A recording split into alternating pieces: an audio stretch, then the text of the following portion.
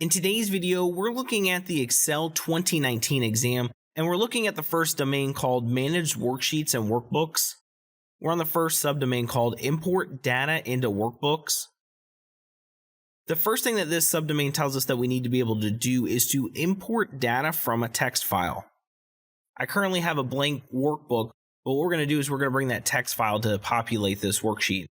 To do this, what we want to do is we want to go to the Data tab. Now, by default, you're probably going to think Insert, but for this, you actually want to be on the Data tab. We're in the Get and Transform Data group.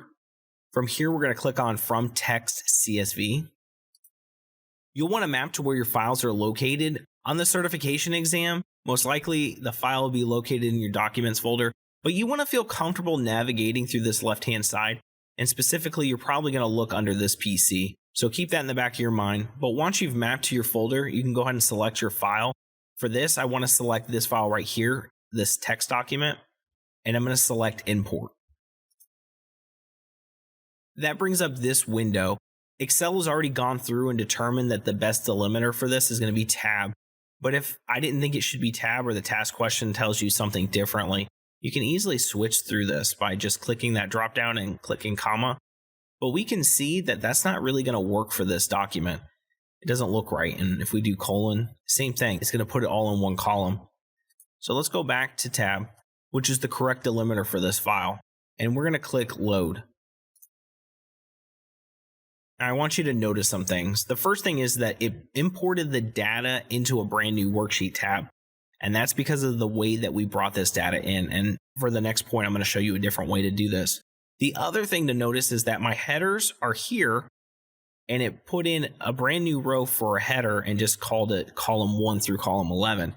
It's not really what we wanted when we brought this data in. So let's go back to our sheet 1, and we're going to go back to the Data tab. This subdomain also says that we should be able to import data from a CSV file. So let's look at doing that. We're back on the Data tab. We're going to click From Text CSV. And we're going to select our CSV file. And if I open up this column, we can see comma separated values. The file that we're bringing in is the exact information that we brought in from the text file. So we're going to go ahead and click import. Again, our delimiter is fine at comma. This time I'm going to select edit. And the first thing that I want to fix is this row right here. I want to make this my header row. And within this ribbon, we can click this in the transform group, use first row as headers. And if I click that, notice that that information was changed.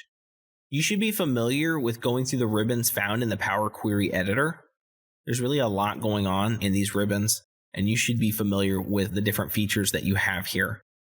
Now what I'm going to do is, instead of just clicking the close and load, I want to click this drop down and select close and load to. And the reason for this is because now I'm going to have control over where this information is brought into my workbook. We want this as a table. That's great. It's currently set to put into a new worksheet. That's not what we want. We want to click existing worksheet. And then from here, it's going to put it in A1. And that's because that's where my cursor was when we began this process. But if I wanted to change that, I can click this drop down and let's select A5. Before I click OK, you should note you can also add this data to the data model. We'll click OK. And notice this time that it was brought in just a little bit differently.